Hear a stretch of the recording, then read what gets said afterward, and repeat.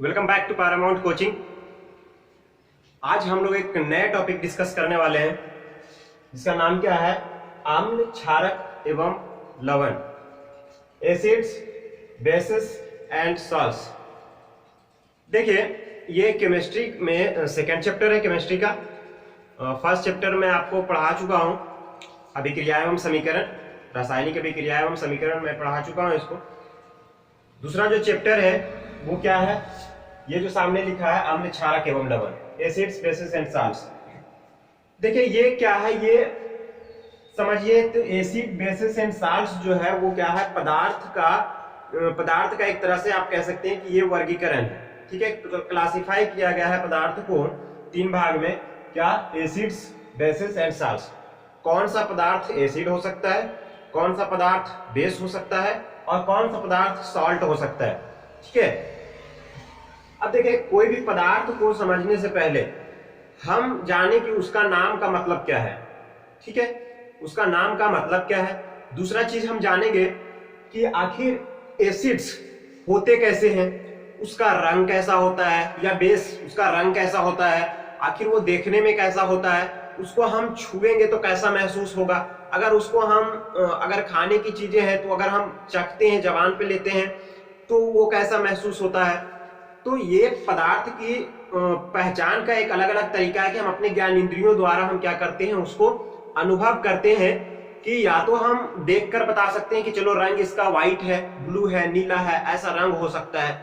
ठीक है, या फिर ऐसा हो सकता है कि हम गंध से पता लगा सकते हैं कि गंध मतलब हम अपने नाक भी हमारा क्या है, ज्ञान इंद्रिय है, तो हम नाक के द्वारा सूंघकर पता लगा सकते हैं कि हाँ ये पदार्थ कैसा है। जैसे कभी कभी ऐसा होता है ना कि सड़े हुए अंडे की महक कहते हैं, तो आपके नाक में अगर कभी आपने सूंघा होगा सड़ा हुआ अंडा तो आपको पता चला होगा, अच्छा हाँ ये ऐसा होता है। जैसे मैं बोलूं कि गुलाब फूल की खुशबू, तो आपको गुलाब फूल अगर आप खुशबू आप कभी सूंघे होंगे उसको, तो आपको पता चलता होगा कि अच्छा ये गुलाब का खुशबू, मतलब मैं बता नहीं सकता हूं, आपको वो फील होने लगता है। तो हम गंध से भी किसी भी चीजों को हम क्या कर सकते हैं, पता लगा सकते हैं, कोई भी पदार्थ को कि हाँ गंध से भी पता लगाया जा सकता है। अच्छा, और भी बातें हो सकता है, जैसे हम किसी चीजों को चख कर बता सकते हैं कि हाँ ये पदार्थ क्या है। तो ये हम सारी बातें डिस्कस करेंगे कि अगर हम इसको देखकर बताना चाहे, गंध से बताना चाहे, या चख कर बताना चाहे, या और भी कई तरीके हो सकते हैं इसके पहचान के, हम सारी बात पे डिस्कस करने वाले हैं। ओके, तो सबसे पहले जो हम बात करेंगे वो क्या बात करेंगे कि एसिड्स आखिर ये नाम आया कहां से, एसिड्स का मतलब क्या होता है। देखिए एसिड्स का मतलब क्या होता है, एसिड्स जो है ये एक लैटिन वर्ड से निकल करके आया है। कौन से वर्ड से, लैटिन वर्ड से, बिल्कुल राइट। ठीक है, लैटिन वर्ड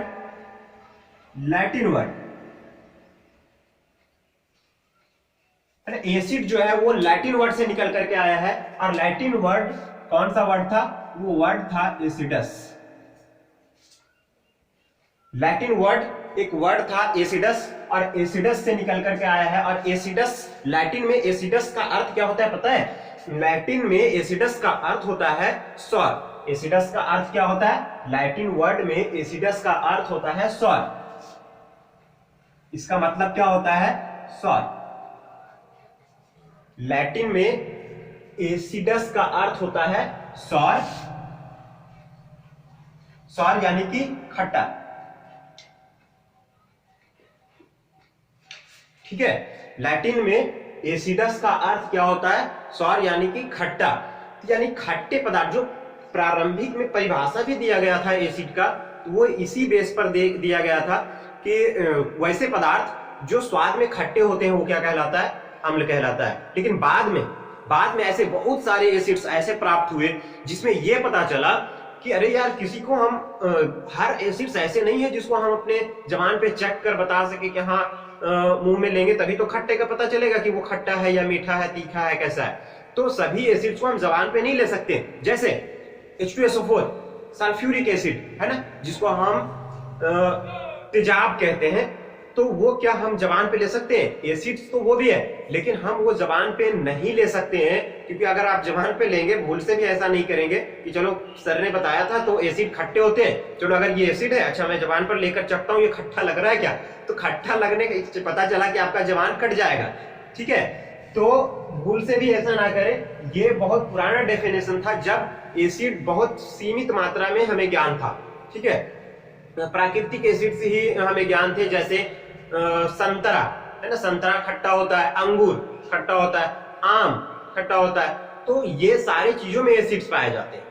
तो जो प्राकृतिक रूप से था सिर्फ उसके बारे में हमें पहले ज्ञान था, और उस आधार पर डेफिनेशन दे दिया गया था कि अम्ल वे पदार्थ होते हैं जो स्वाद में खट्टे होते हैं। ओके, तो ये और उसी के नाम पर भी इसका नाम रखा गया था एसिडस, यानी कि सॉर यानी खट्टा। ठीक है, दूसरा क्या है, क्षारक। देखिए बेसिस, बेसिस ये तो नाम बाद में पड़ा, लेकिन इसका मेन नाम जो होता है वो बेस को, क्षारक को अल्कली भी कहते हैं। ठीक है, अच्छा हिंदी में ना नाम थोड़ा सा आप समझ जाएं, ये क्षारक कई बुक में भस्म भी लिखता है। ठीक है, तो दोनों एक ही बात है, या तो हम क्षारक कहें या भस्म कहें, बात बराबर है। देखिए क्षारक या बेस, बेस का जो पुराना नाम है वो अल्कली है। ठीक है, अल्कली, बेस को अल्कली भी कहा जाता है। तो देखिए ये अल्कली आया कहां से, ये अल्कली कहां से आया, ये अल्कली आया अरबी वर्ड से। कहां से, अरबिक वर्ड से, अरबिक वर्ड। अल्कली कहां से आया, अरबिक वर्ड से। ठीक है, और इसका अर्थ क्या होता है, अल्कली, है ना, अरबिक वर्ड से लेकर के आया था क्या, अल्कली, अल्कली। ठीक है, ये अल्कली का अर्थ क्या होता है, ash of plant, ash of plant, मतलब पौधों के भस्म।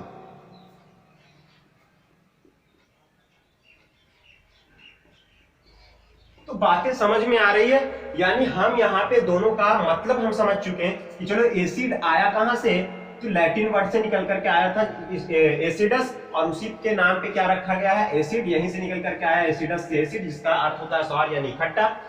अल्कली, और बाद में ये बेस नाम दिया गया है, और अल्कली का मतलब होता है क्षारक की। अल्कली कौन सा वर्ड है, अरबिक वर्ड है, और इसका अर्थ क्या होता है, एश ऑफ प्लांट, यानी कि पौधों की भस्म। क्लियर है। अब देखते हैं कि आखिर एसिड और बेस में क्या कॉमन डिफरेंस क्या होता है, जो हम जनरली देख भी सकते हैं बिना लैब के, बिना किसी जांच के, बिना किसी अन्य इंस्ट्रूमेंट के, जैसे लिटमस विटमस, मतलब ये सभी तो जनरली हम कहीं से भी क्या कर सकते हैं, प्राप्त कर सकते हैं। ये बहुत सिंपल सोर्सेस है, और वो चीजें हम यहाँ पे बताने वाले हैं। ठीक है, देखें अम्ल,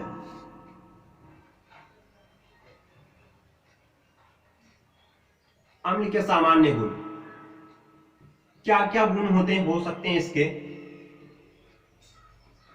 देखिए अम्ल के सामान्य गुण क्या है और क्षारक के सामान्य गुण क्या है, दोनों को मैं एक साथ बताता हूं ताकि आप डिफरेंस कर सके इसमें। क्षारक के सामान्य गुण, ठीक है। देखिए अम्ल के सामान्य गुण, सबसे पहला तो अम्ल, इसका नाम ही एसिड है, एसिडस से बना है, इसका अर्थ खट्टा होता है। इसका मतलब अम्ल जो होते हैं वो स्वाद में खट्टे होते हैं, ये स्वाद में खट्टे होते हैं।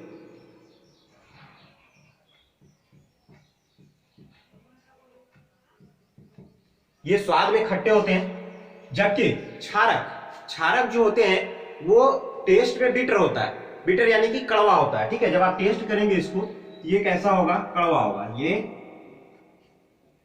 स्वाद में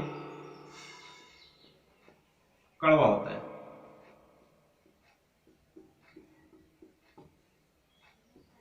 ये स्वाद में कड़वा होता है। ठीक है, अब देखिए ये स्वाद में खट्टा होता है, ये स्वाद में कड़वा होता है। आप दोनों में डिफरेंस करेंगे ना, ऐसे तो आपको याद बहुत जल्दी हो जाएगा। मैं जो आपको बताने वाला हूं आज हिंदी मीडियम में, ये वीडियो आपको पूरे यूट्यूब पे ढूंढ ले, आपको इतना बेहतरीन से वीडियो आपको कहीं नहीं मिलेगा। ठीक है, तो आप देखें यहां से आगे क्या है, ये स्वाद में खट्टे होते हैं। इसके बाद दूसरा पॉइंट क्या हो सकता है, ये अम्ल जो होते हैं वो एक लिटमस होता है, मैं बताऊंगा आपको लिटमस आगे क्या है। लिटमस एक प्रकार का सूचक, इंडिकेटर्स होते हैं जिससे हम पता लगा सकते हैं कि वो एसिड है या बेस है। तो ये एक लिटमस को, नीले लिटमस पत्र को लाल कर देता है। ये क्या करता है, नीले लिटमस पत्र को लाल कर देता है।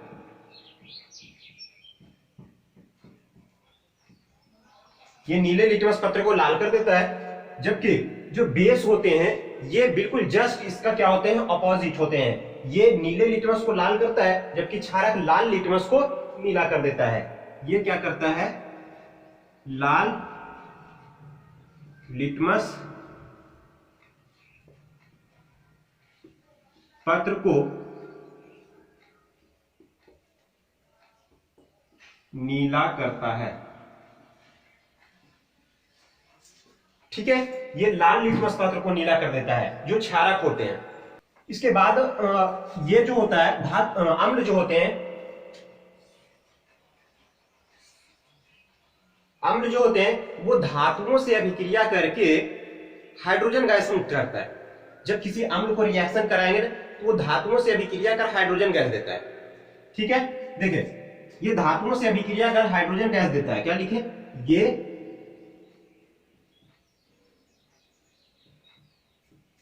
धातुओं से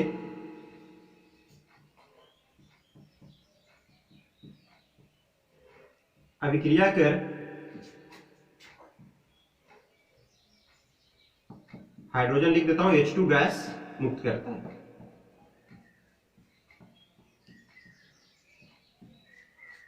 ये जब धातु से इसके रिएक्शन कराते हैं तो ये क्या करता है, हाइड्रोजन गैस मुक्त करता है। अभी मैं एक एग्जांपल लिखता हूं। जैसे कोई भी एक एसिड लेते हैं, मानते हैं HCl, आपने नाम तो सुना होगा HCl, हाइड्रोक्लोरिक अम्ल कहते हैं इसको, है ना।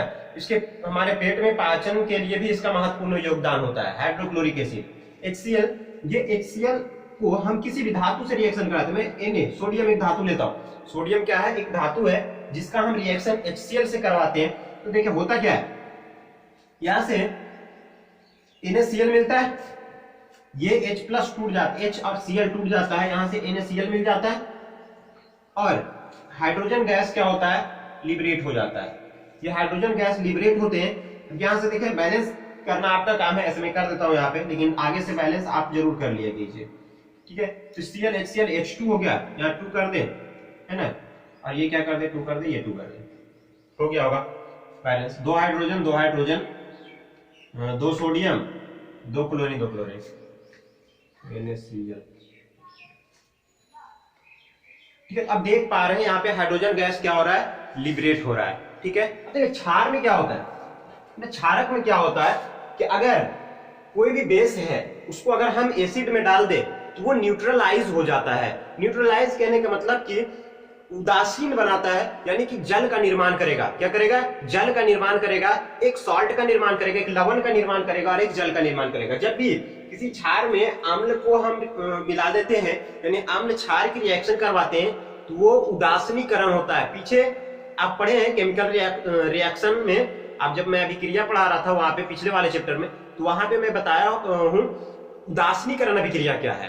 ठीक है, उदासीनीकरण अभिक्रिया, न्यूट्रलाइजेशन रिएक्शन होते क्या है वो मैं बता चुका हूं आपको कि जब एसिड बेस रिएक्शन, उसको एसिड बेस रिएक्शन भी कहा जाता है। एसिड बेस रिएक्शन जब हम करवाते हैं तो होता क्या है उसमें कि एक एसिड एक बेस लेते हैं और उसके रिएक्शन के फलस्वरूप हमें एक सॉल्ट मिलता है, एक लवण मिलता है और दूसरा क्या मिलता है, यानी कि जल मिलता है, और जिसे हम क्या कहते हैं, उदासीनीकरण। तो यहाँ क्या होता है, यानी इसमें हम तीसरा पॉइंट क्या लिख सकते हैं कि अम्ल के साथ अभिक्रिया कर, अम्ल के साथ अभिक्रिया कर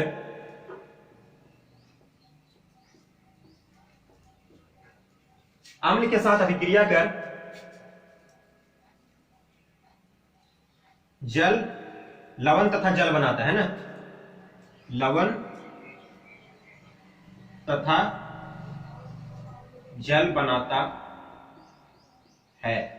देखें इसका मैं एक रिएक्शन भी लिखता हूं, आपको एग्जांपल देता हूं। यहाँ पे आप देख सकते हैं, यहाँ पे जैसे लिख दिया हूं आपको, मैं लेता हूं HCl, हाइड्रोक्लोरिक अम्ल, या चलो यहाँ पे HCl ले आओ, यहाँ कोई दूसरा ले लेता हूं, H2SO4 सल्फ्यूरिक एसिड।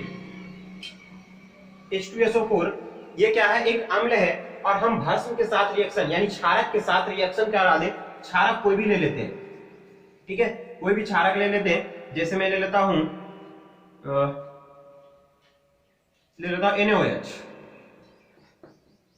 ठीक है। NaOH क्या है, एक क्षार है। अब इसका रिएक्शन मैं इसके साथ करवाने वाला हूं, तो इसका रिएक्शन जब मैं इसके साथ करवाऊंगा तो होगा क्या कि एक सॉल्ट का निर्माण होगा, एक लवण का निर्माण होगा और जल के अणु का निर्माण होगा, यानी जल का निर्माण होगा। और इस क्रिया को क्या कहते हैं, उदासीनीकरण कहते हैं। ठीक है, तो देखिए होगा क्या, यहाँ से Na ये SO4 सोडियम के साथ चला जाएगा और H हाइड्रोजन OH जो है वो H के साथ चला जाएगा। तो यहां से बनेगा Na2SO4 और प्लस H2O। मैं बता चुका हूं बैलेंस करना है आपका काम है। ठीक है, ऐसे मैं बैलेंस कर देता हूं। चलो H2SO4 NaOH। अब देखिए NaOH Na2SO4 हो गया ना, तो हमको क्या करना पड़ेगा, यहाँ पे 2Na करना पड़ेगा। देखो सोडियम का वैलेंसी 1 होता है, SO4 पे 2 माइनस चार्ज होते हैं, तो हमें 2 Na चाहिए, इसलिए हमको क्या करना पड़ेगा, 2 Na करना पड़ेगा। अब देखिए 2OH, यहाँ पे कितना हाइड्रोजन हो गया, 2 2 4, यहाँ 2 करना पड़ेगा, तो हो गया होगा लगता है, हाँ हो गया। ठीक है, तो ये मैं आपको मोटे तौर पर मैं क्या किया हूं, आपको अम्ल और क्षारक के पहचान करने का तरीका बता दिया हूं। लेकिन अम्ल क्या, अब मैं ये बताऊं आपको कि क्या अम्ल को हम टेस्ट करके देख सकते हैं। ये तो अजीब सी बात है कि अगर स्वाद में खट्टे होते हैं तभी हम पता लगा सकते हैं, तो क्या मैं अम्ल को टेस्ट करके देख सकता हूं। सभी अम्ल टेस्ट नहीं किए जा सकते, बहुत भयानक होता है। अगर ऐसा करेंगे आप तो धोखे में आ सकते हैं, क्योंकि बहुत सारे ऐसे एसिड्स हैं जो काफी खतरनाक होता है। अगर आपके त्वचा पे पड़े ना तो वो गल जाएगा। ठीक है, जैसे आप टेस्ट करेंगे, मुंह के अंदर लीजिएगा तो वो आपका जो जीभ होगा ना वो कट जाएगा। ठीक है, बहुत नुकसान हो सकता है आपको। ऐसे ही कई सारे बेस हैं जो काफी नुकसानदायक है, उसको भी हम टेस्ट करके नहीं देख सकते कि हाँ ये कड़वा लग रहा है। ठीक है, तो फिर आखिर जनरली इसकी क्या पहचान हो सकती है, मैं उस पर चर्चा करने वाला हूं। ठीक है, तो फिलहाल यहां तक नोट करें, इसके बाद मैं आगे बढ़ता हूं। टेक अ स्क्रीनशॉट लीजिए।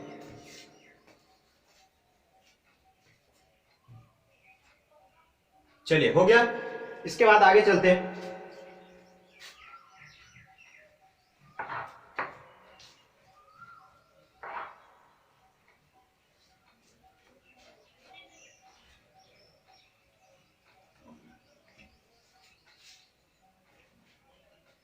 देखिए अब हम बिना टेस्ट किए किसी भी एसिड्स को या बेस को कैसे पहचान सकते हैं, किसी भी एसिड या बेस को कैसे पहचान सकते हैं बिना टेस्ट किए। क्योंकि हम हर बेस एसिड और हर बेस को हम टेस्ट नहीं कर सकते हैं, तो इसके लिए क्या उपाय है। देखिए अगर कोई भी एसिड है,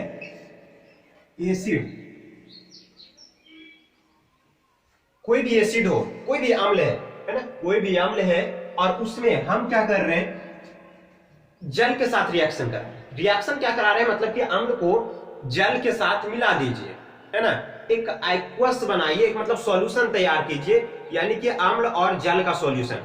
ठीक है, तो मैं यहां से क्या कर देता हूं, जल,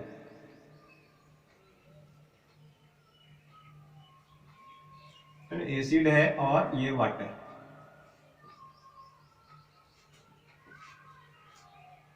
चलो हिंदी में ही लिखता हूं,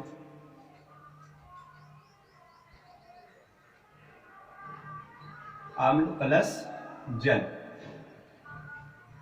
देखो अम्ल और जल का जब हम रिएक्शन कराएंगे तो होता क्या है वहां पे कि अम्ल से एक हाइड्रोजन आयन निकल कर आता है। क्या आता है, हाइड्रोजन आयन।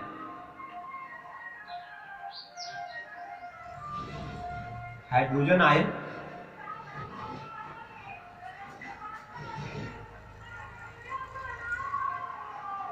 हमें प्राप्त क्या होता है, हाइड्रोजन आयन प्राप्त होता है। ठीक है, अम्ल का जो अम्ल का स्टैंडर्ड परिभाषा है वो क्या है कि अम्ल वे पदार्थ होते हैं जिसका जलीय विलयन, जिसका क्या मैं बता रहा हूं, जिसका जलीय विलयन H प्लस आयन प्रदान करता है ना। जिसका एक्वस सॉल्यूशन क्या होता है, H प्लस आयन प्रदान करता है, हाइड्रोजन आयन प्रदान करता है, वो क्या कहलाता है, अम्ल कहलाता है। ठीक है, जैसे मैं एक एग्जांपल लिख रहा हूं, जैसे लिखा है HCl प्लस H2O। ठीक है। HCl प्लस H2O, जब हम हाइड्रोक्लोरिक एसिड को जल के साथ मिलाते तो होता देखिए क्या है, यहां से हाइड्रोजन अलग हो जाता है, क्लोरीन अलग हो जाता है, आयन के रूप में क्या होते हैं, बट जाते हैं। तो आयन के रूप में जब बढ़ जाएंगे तो यहां से मिलता क्या है, H+, ठीक है, H+ और क्या मिल जाता है, Cl-। जब हम HCl को H2O के साथ मिला देते हैं तो वहां पे मिलता क्या है, H+ और Cl-। चलिए H2O को मैं यहां रख देता हूं तो थोड़ा बेहतर होगा, ऐसे आप जहां वहां भी रखे कोई प्रॉब्लम नहीं है। या तो मैं इसको एक्वस भी लिख दूं, AQ, आपको पता है AQ क्या दर्शाता है, सॉल्यूशन। मैं आपको वहां पे आप याद कीजिए कि फर्स्ट चैप्टर में आपको बता चुका हूं क्या कि सॉलिड के लिए क्या इंडिकेट करते हैं, S, लिक्विड के लिए L और गैस के लिए G, और कोई सॉल्यूशन विलियन के लिए, मतलब विलियन के लिए हम क्या इस्तेमाल कर देते हैं, AQ, यानी एक्वस, विलियन के लिए। तो ये आपको याद होना चाहिए। तो मैं HCl लिख दूं तो AQ यानी कि जल का विलियन, ये भी चला जाएगा, नहीं तो फिर H2 मैं यहाँ पे लिख दिया हूं। जब हम HCl का वो जल के साथ मिला रहे तो जल में वो क्या करता है, हाइड्रोजन आयन देता है।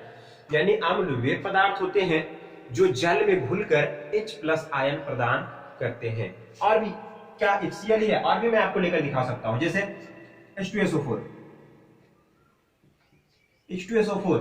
मैं इसको जल के साथ मिला रहा हूं, ठीक है। क्या ये जल में H+ आयन प्रदान करेगा, बिल्कुल करेगा। यहां से होगा क्या, देखें हाइड्रोजन जो है, ये हाइड्रोजन आयन, 2 हाइड्रोजन आयन बाहर निकल जाएंगे, और यहां से SO4 जो होंगे 2- वो अलग हो जाएगा, यानी हमें हाइड्रोजन आयन तो प्राप्त हो रहा है, ठीक है। फिर देखें और भी कई सारे ले सकते हैं, जैसे HNO3, इसका नाम क्या है, नाइट्रिक एसिड को भी हम वही चीजें करें कि चलो जल के साथ मिलाए, तो यहां से भी क्या होता है, यहां से भी हाइड्रोजन जो है वो अलग हो जाते हैं, यानी H+ आयन प्रदान होता है और नाइट्रेट आयन मिलता है हमें, ठीक है।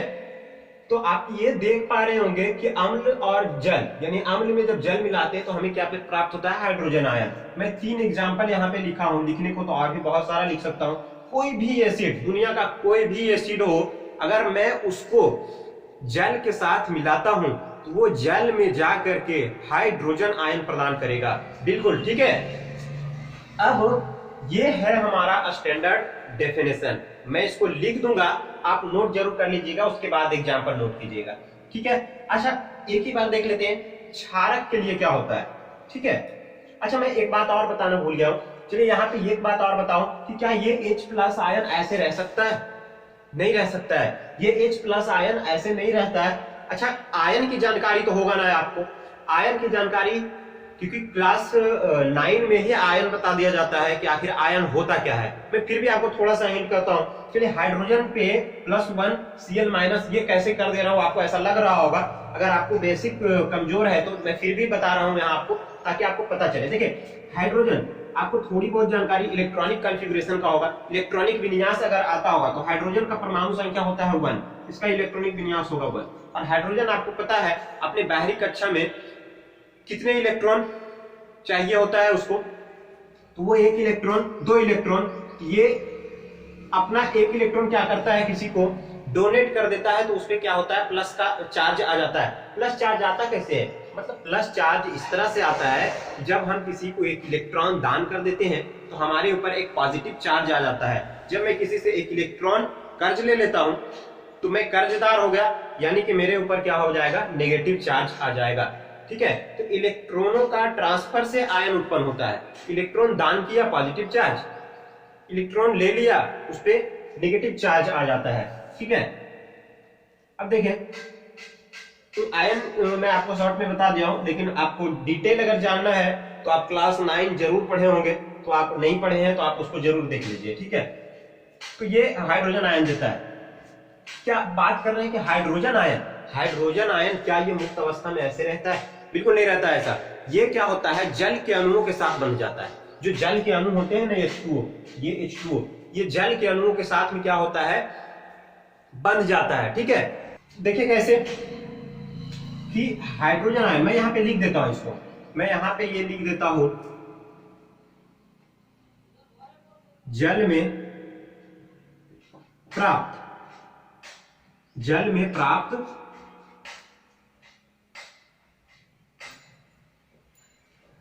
H+ आयन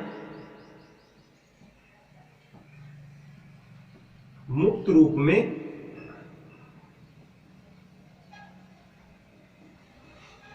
नहीं रहता है, ये मुक्त रूप में नहीं रहता है, ये जल के अणुओं के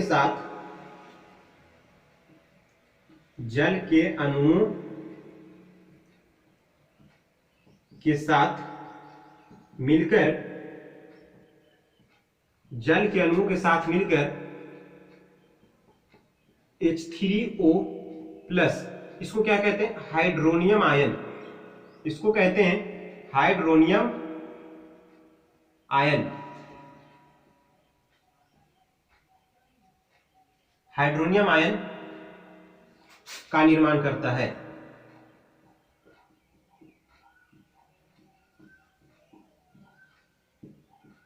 हाइड्रोनियम आयन का निर्माण करता है। जैसे देखें H+ और हमारे पास पहले से क्या है, H2O है। हाइड्रोजन आयन और H2O, ये दोनों, अच्छा ये इसमें ना पोलैरिटी पाया जाता है। आप क्लास 11-12 में आप जब जाएंगे हायर क्लास में, तो वहां पे आपको एक बॉन्ड पढ़ने को मिलेगा जिसको कहते हैं हाइड्रोजन बॉन्ड। ठीक है, H बॉन्ड, तो वो बॉन्ड यहाँ पे क्रिएट हो जाता है, और ये बॉन्ड क्रिएट होने के बाद ये क्या होता है, H3O+, यानी कि H2 और ये एक हाइड्रोजन, तो कितना हो जाएगा, H3 और O, और ये पॉजिटिव चार्ज था और इसीलिए ये पॉजिटिव चार्ज तो रहेगा, और ये बना लेता है H3O+, और इसका नाम क्या है, हाइड्रोनियम आयन। हाइड्रोनियम आयन, ठीक है, तो ये हाइड्रोनियम आयन बना लेता है। कोई भी H+ मुक्त रूप में नहीं रह सकता है, क्योंकि ये अस्थायी होते हैं। ठीक है, अनस्टेबल है, ये अपना स्टेबल होने के लिए ये जो जल के अणु होते हैं उसके बीच में जाकर के उनके साथ बन जाते हैं और निर्माण करते हैं क्या, हाइड्रोनियम आयन। ओके, तो चलिए ये बात कर लिए हम लोग क्या, एसिड्स के। अच्छा, एसिड्स का वो डेफिनेशन भी मैं यहां पे लिख देता हूं, उसके बाद आप ये नोट करेंगे। एसिड है ना, अम्ल वह पदार्थ है, अम्ल वह पदार्थ है जो जल में घुलकर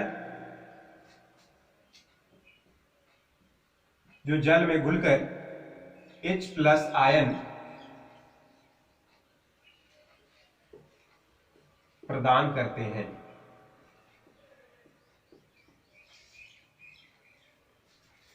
ठीक है, अम्ल, जल, हाइड्रोजन आयन, मैं आपको इतनी सारी बातें बता चुका हूं, यहां तक नोट करें। उसके बाद बात करेंगे बेस की, आखिर क्षारक क्या होते हैं। ठीक है, नोट करें।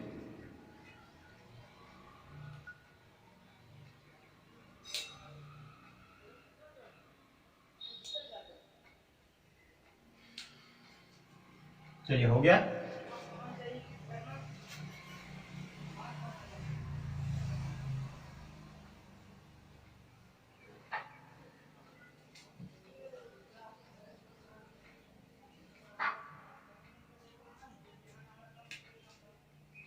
आगे देखें,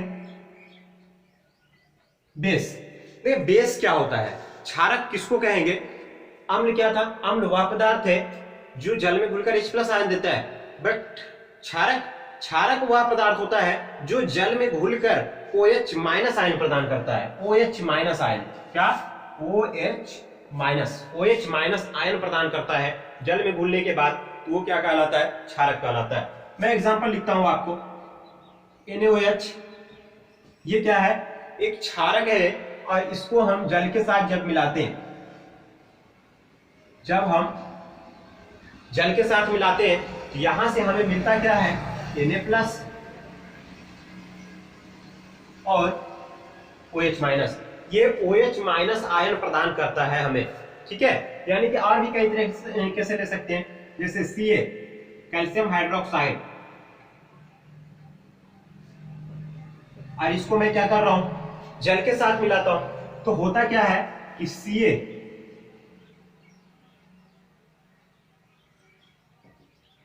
और प्लस 2OH- ये प्राप्त होता है, ठीक है। तो जब भी हम कोई भी क्षारक को हम जल के साथ मिलाते हैं तो वहां से हमें क्या प्राप्त होता है, OH- आयन प्राप्त होता है। और भी ले सकते हैं, जैसे NH4OH, ammonium hydroxide H2O। Ammonium hydroxide को जब हम जल में डालते हैं, ये भी एक क्षार है, तो होता क्या है, NH4 प्लस और OH- हमें प्राप्त हो जाता है। तो और भी ले सकते हैं, जैसे KOH, पोटेशियम हाइड्रोक्साइड, इसको भी हम क्या करें, जल के साथ अगर मिलाएं तो हमें K+ और OH- प्राप्त होता है। तो हमें क्या देखने को मिल रहा है कि जितने भी क्षारक होते हैं वो क्या होते हैं कि जब भी हम उसको जल से मिला रहे हैं तो ये OH- क्या आयन क्या हो रहा है, बिल्कुल अलग हो जा रहा है। यहां से देख पा रहे हैं बिल्कुल टूट जा रहा है ये, और OH- क्या हो रहा है, अलग हो जा रहा है ना। OH- अलग हो जा रहा है, यहां से ये टूट जा रहा है, OH- अलग, यहां से टूट जा रहा है, यहां से टूट जा रहा है, ये OH- क्या हो जा रहा है, अलग हो जा रहा है, और बाकी की चीजें अलग हो जा रहा है। तो हमें ये पता चला कि एसिड को जल के साथ रिएक्ट कराने पर, जब एसिड जल के साथ रिएक्ट करता है तो हमें H+ आयन देता है, और जब बेस जल के साथ रिएक्ट करता है तो OH- आयन प्रदान करता है। ओके, क्लियर है। चलते हैं आगे। तो हम इसको लिख देते हैं क्या, कि क्षारक वह पदार्थ है, क्षारक वह पदार्थ है जो जल में घुलकर OH- आयन प्रदान करते हैं।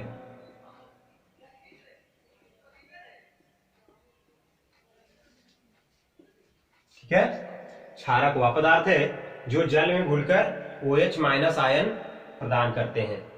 ठीक है, क्लियर है इतना तक, आप इसको नोट करें, आगे चलते हैं, मिटाते हैं इसको। अच्छा, एक बात और बता दें कि जैसे क्षारक है ना, इसी को हम क्या कहते हैं, अम्ल की जो परिभाषा मैं दिया हूं आपको इससे पहले, जो बताया हूं, अम्ल वह पदार्थ है जो जल में घुलकर H+ आयन देता है। इसी को क्या कहते हैं, आर्हेनियस द्वारा अम्ल की परिभाषा।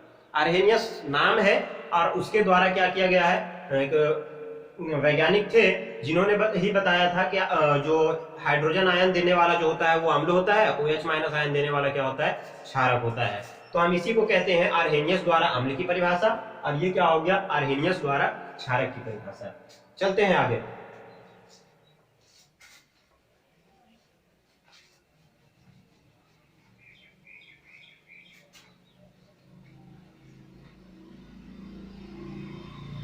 देखिए, अब क्षारक ना कई प्रकार से हो सकता है, अम्ल कई प्रकार का हो सकता है। कई प्रकार का क्या मतलब, मेन रूप से हम अम्ल को दो भाग में डिवाइड कर सकते हैं, और क्षारक को भी दो भाग में डिवाइड कर सकते हैं। अम्ल देखिए क्या होता है, अम्ल एक होता है वीक एसिड, एक होता है स्ट्रॉन्ग एसिड, मतलब प्रबल अम्ल और दुर्बल अम्ल। ठीक है, तो अम्ल दो तरह के हो सकते हैं, और क्षारक भी दो तरह के हो सकते हैं। अम्ल क्या होते हैं, अम्ल दो प्रकार के हो सकते हैं।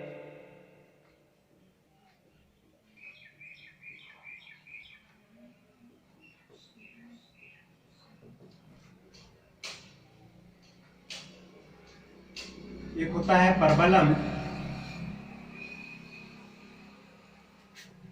स्ट्रॉन्ग एसिड,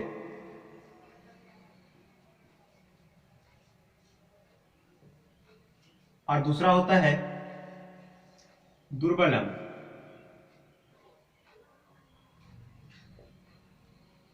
दुर्बल अम्ल, वीक एसिड। तो एसिड दो तरह के हो सकते हैं, अम्ल दो प्रकार के हो सकते हैं। क्या? एक तो हो सकता है प्रबल अम्ल और दूसरा दुर्बल अम्ल। सेम वैसी ही कहानी क्षारक की भी है। क्षारक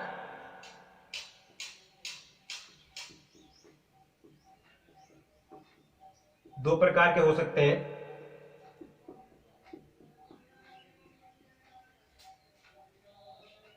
एक होता है प्रबल क्षारक और दूसरा होता है दुर्बल क्षारक। Strong base and weak base.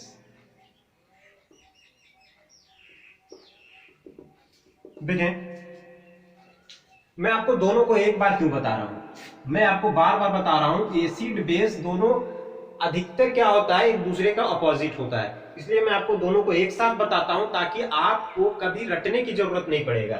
मैं इतना तो गारंटी देता हूं आपको। प्रबल अम्ल स्ट्रॉन्ग एसिड, देखिए होता क्या है, स्ट्रॉन्ग एसिड है क्या। मैं एसिड का डेफिनेशन आपको बिल्कुल क्लियर होना चाहिए। मैं आपको एसिड का डेफिनेशन क्या बताया, एसिड वो पदार्थ होते हैं जो जल में घुलकर हाइड्रोजन आयन प्रदान करते हैं। तो देखिए वैसे एसिड स्ट्रॉन्ग एसिड कहलाते हैं जो जल में घुलकर उसके सभी अणु लगभग 100% जितने अणु होते हैं उसमें लगभग सभी क्या हो जाते हैं, टूट जाते हैं आयनों के रूप में।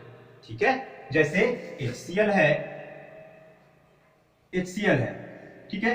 अब क्या HCl को हम अगर जल से मिला रहे हैं तो HCl तो एक अणु है ना। ये HCl क्या है, अरे हाइड्रोजन परमाणु और क्लोरीन परमाणु को मिलकर के एक हाइड्रोक्लोरिक का एक अणु का निर्माण किया है। ये एक अणु है, लेकिन जब हम किसी बर्तन में लेते हैं HCl को, अच्छा ये HCl अभी क्या है, ये HCl गैस है। ठीक है, हाइड्रोक्लोरिक एसिड जो होते हैं नॉर्मली वो क्या होता है, गैस के रूप में होता है, गैस के फॉर्म में होता है। वो हम क्या कर रहे हैं, उसको एक्वस सॉल्यूशन बना रहे हैं, यानी जल में मिला रहे हैं। ठीक है, तो देखो होता क्या है, यहाँ से HCl जो है वो टूटेगा H+ और Cl- में, लेकिन HCl का जो हम बर्तन में हम जिसमें मिला रहे हैं जल के साथ में, क्या वो बर्तन में सिर्फ एक ही अणु HCl के यहाँ पे नहीं, हजारों लाखों अणु होंगे, बहुत सारे अणुओं को मिलकर के पदार्थ का निर्माण होता है, पता है आपको। तो HCl के ढेर सारे अणु होंगे, तो जितने भी अणु होंगे लगभग 100% अणु यानी सभी के सभी क्या होंगे, H+ और Cl- आयन में टूट जाएंगे। मतलब सभी अणु टूट जाएंगे उसके H+ के रूप में और Cl- के रूप में। तो हम क्या कहते हैं, उसको प्रबल अम्ल कहा जाता है। ठीक है, दुर्बल अम्ल देखिए क्या कहते हैं, जैसे मैं लिखता हूं CH3 COOH, इसका नाम क्या है, एसिटिक एसिड। ये इसका नाम है एसिटिक एसिड। एसिटिक एसिड को अगर मैं जल के साथ रिएक्ट कराता हूं, अगर मैं जल के साथ इसको रिएक्ट कराता हूं CH3COOH को, तो ये है वीक एसिड। क्यों वीक एसिड है, मैं इसको कैसे जानता हूं कि ये वीक एसिड है, तो देखो ये प्रैक्टिकली देखा जाता है ऐसा कि जब इसको H2O यानी जल के साथ जब मैं इसको मिलाता हूं तो होता क्या है, इसके सभी के सभी अणु नहीं टूटते हैं H+ के रूप में। ठीक है, यानी इसका होता क्या है, CH3, ये जो यहां से क्या होता है, ये टूट जाता है H+ और CH3 COO-, ये। लेकिन जो कंटेनर में मुझे यानी बर्तन में, कंटेनर यानी बर्तन में जो मैं ये लेकर रहता हूं जिसमें मैं एसिड और जल का रिएक्शन करवा रहा हूं, उस बर्तन में एसिड के सभी अणु नहीं टूट पाते हैं, कुछ का कुछ वो ऐसा का ऐसा ही रह जाता है उसके अंदर। तो जिसके कारण से हम इसको क्या कहते हैं, वीक एसिड कहते हैं। ये 100% अणु इसका नहीं टूट पाता है और इसलिए हम इसको क्या कहते हैं, दुर्बल अम्ल कहते हैं। ठीक है, चाहे तो आप नोट कर सकते हैं कि प्रबल अम्ल क्या है। तो प्रबल अम्ल क्या है, वैसे अम्ल, मैं लिख देता हूं यहां पे, वैसे अम्ल जो जल में घुलकर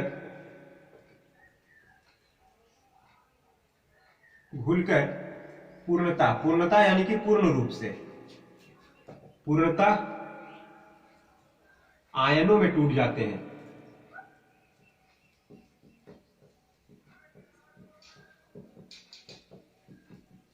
ठीक है, जो पूर्णता आयनों में टूट जाते हैं पूरे रूप से 100%। दुर्बल अम्ल हम क्या कहेंगे, जैसे एग्जांपल में मैं ये लिख सकता हूं, ठीक है। दुर्बल अम्ल क्या कहेंगे?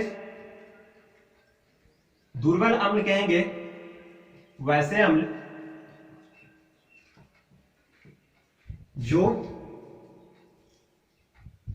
जल में घुलकर अंशतः पूर्णतः नहीं, अंशतः मतलब कि कुछ अंश, अंशतः आयनों में टूटते हैं।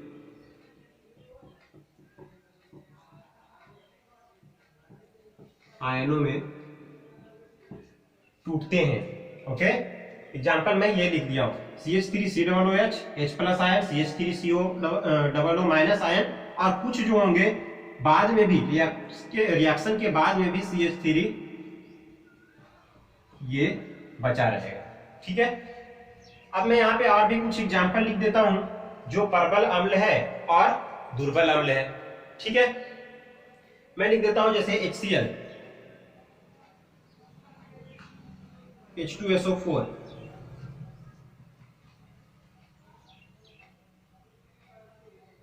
इधर लिख देता हूं प्रबल अम्ल, इधर दुर्बल अम्ल।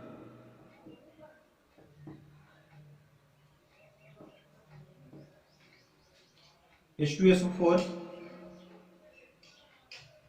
HClO3, हाइपोक्लोरस एसिड नाम है इसका, HNO3, ये सभी क्या है? प्रबल अम्ल है। ठीक है, ये सभी के सभी प्रबल अम्ल है। और इधर मैं लिख देता हूं H3PO4, CH3, COOH, H2CO3 और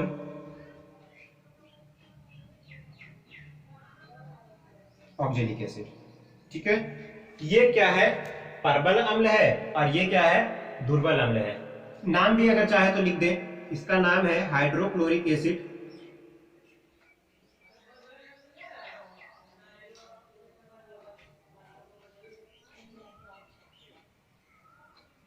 इसका नाम है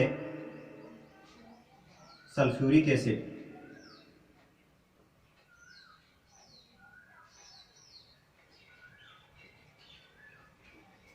इसका नाम है हाइपोक्लोरस एसिड,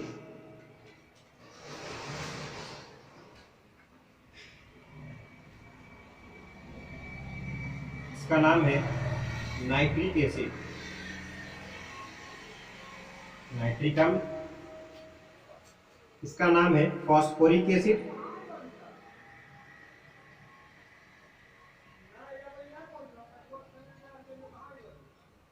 इसका नाम है एसिटिक एसिड, इसका नाम है कार्बोनिक एसिड, और जिसका नाम है ऑक्जेलिक एसिड। ठीक है, अब आगे देखिए, क्षारक दो प्रकार के होते हैं। क्षारक दो प्रकार के होते हैं, बिल्कुल जैसे इसमें हो रहा था वैसा इसमें होगा। इसमें भी H+ आयन पूर्णतः टूटता था, यानी सभी अणु टूट जाते थे। इसमें भी जो प्रबल क्षारक होगा उसके सभी अणु टूट जाएंगे OH- आयन। ठीक है, तो मैं इसको क्या लिख सकता हूं? वैसे क्षारक जो जल में घुलकर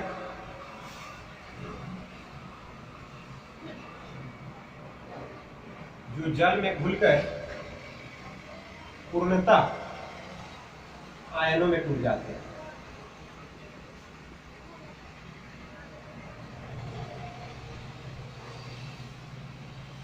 पूर्णतः आयनों में टूट जाते हैं। अच्छा, दुर्बल क्षारक क्या होगा? दुर्बल क्षारक होगा वैसे क्षारक जो जल में घुलकर अंशतः आयनों में टूटते हैं।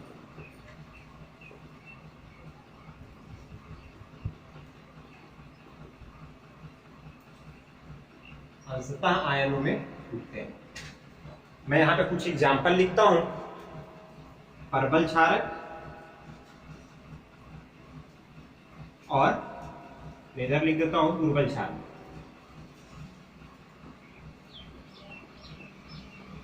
ये प्रबल क्षारक क्या होता है, जैसे NaOH, ये क्या है, एक प्रबल क्षारक है। KOH, ये भी एक प्रबल क्षारक है। CaOH का ट्वाइस, ये भी एक प्रबल क्षारक है। MgOH का ट्वाइस, ये भी एक प्रबल क्षारक है। ठीक है, तो प्रबल क्षारक आप देख रहे, ये हो गया। और इधर दुर्बल क्षारक में लिख सकता हूं, जैसे NH4OH, NH4OH,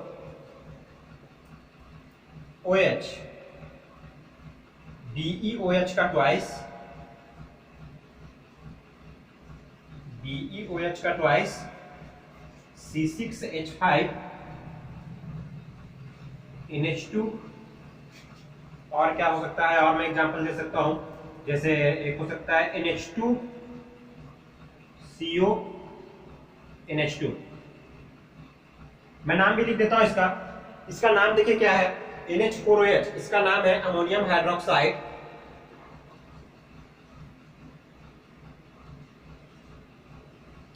अमोनियम हाइड्रोक्साइड,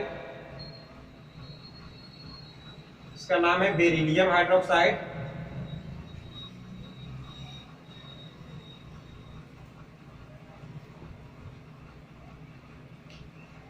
इसका नाम है एनिलीन। और ये है यूरिया, काफी इंपॉर्टेंट पदार्थ होता है यूरिया। NaOH, इसका नाम है सोडियम हाइड्रोक्साइड।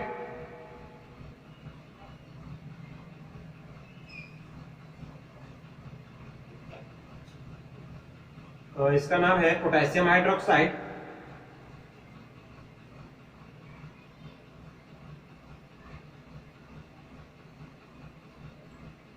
कैल्शियम हाइड्रोक्साइड,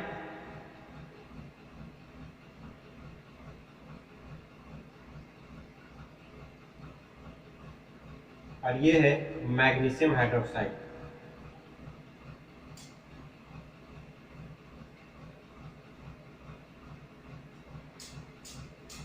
ठीक है, तो आप नोट कीजिए इसको, इतना स्क्रीनशॉट लीजिए, टेक स्क्रीनशॉट फटाफट। चलिए, तो इस वीडियो में इतना ही। अगर आपको ये वीडियो अच्छा लगा है तो हमारे वीडियो को लाइक कीजिए, शेयर कीजिए, और कमेंट बॉक्स में मुझे जरूर बताइए कि आपको वीडियो ये कैसा लगा है। और हाँ, हमारे चैनल को सब्सक्राइब कीजिए और बेल आइकन दबा दीजिए, ताकि आपको हमारे वीडियोस के नोटिफिकेशन सबसे पहले आप तक पहुंचे। Thank you.